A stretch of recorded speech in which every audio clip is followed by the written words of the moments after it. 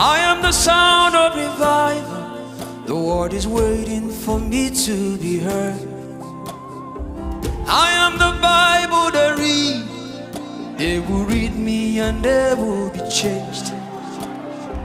I am the son of many waters, flowing from east to the west. Yes, Abba made me a wonder to my world.